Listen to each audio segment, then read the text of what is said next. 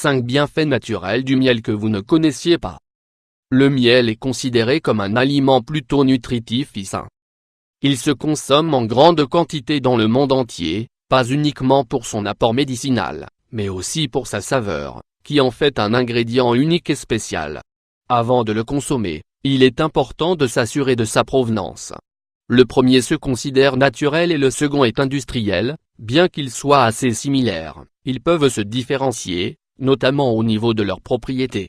Le miel d'origine naturelle est fabriqué par les abeilles.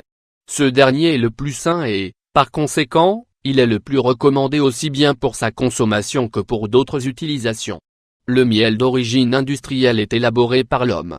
Ce type de miel est apparu face à la nécessité de pallier à la fabrication des abeilles, mais cela le rend moins bénéfique. En comparaison, ces deux catégories se distinguent par leur texture, le miel naturel étant beaucoup plus épais et visqueux, en plus de contenir un nombre majeur d'antioxydants et de vitamines. De plus, on recommande strictement la consommation du miel naturel, puisqu'il est possible de développer des problèmes médicaux en consommant du miel industriel. Dans cet article, nous allons vous exposer quelques utilisations du miel d'abeille, que vous ne connaissiez peut-être pas. 1.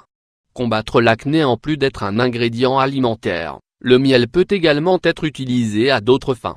L'idéal est d'obtenir les bénéfices offerts de la façon la plus viable possible. Pour cela, on peut appliquer le miel de façon topique, si l'on souffre d'une maladie cutanée comme l'acné. Pour profiter des effets positifs de celui-ci, il est recommandé de l'appliquer en petite quantité sur la zone affectée. Bien qu'il existe d'autres alternatives pour combattre l'acné, aussi bien naturelles qu'industrielles, le miel est une des plus simples, économiques et utiles qui existent, en plus d'être complètement naturel. 2. Améliorer la fonction du cerveau. Une des principales fonctions du miel est la contribution à l'absorption et à la fixation du calcium dans le corps. C'est là qu'il joue un rôle principal par rapport à la fonction cérébrale, qui dépend de la présence de cet élément chimique, calcium, dans l'organisme. Lorsqu'on le consomme régulièrement, les neurones fonctionnent de façon appropriée grâce à cet élément, car ils améliorent la fonction cérébrale. D'autre part, un bénéfice additionnel de sa consommation est celui d'optimiser la mémoire à court et long terme. 3.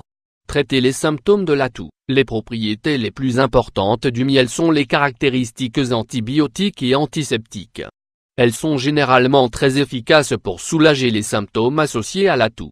Sa consommation contribue aussi au traitement des maux de gorge et au mal-être général produit par la grippe.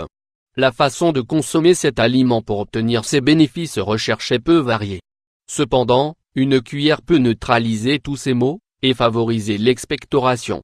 4. Fortifier le système immunitaire. Comme nous l'avons expliqué auparavant, ce délicieux aliment a des propriétés antiseptiques et antibiotiques, il possède des phytonutriments et il est antibactérien. Ces composants font qu'il représente une grande alternative pour fortifier le système immunitaire. Il ne se charge pas simplement d'éliminer les micro-organismes, il évite aussi l'agglomération à travers les fosses nasales et les pores, qui sont les principales entrées des bactéries. 5. Soulager les blessures avec du miel?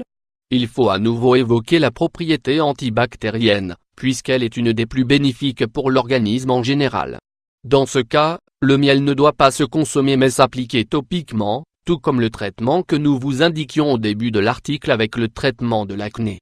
En termes généraux, le miel est approprié pour n'importe quel type d'affection cutanée, y compris les plaies. Pour appliquer le miel, on préconise en premier lieu, de se laver très bien les mains.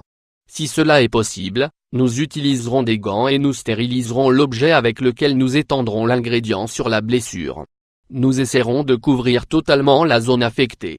Une fois recouverte, nous placerons dessus un pansement stérile,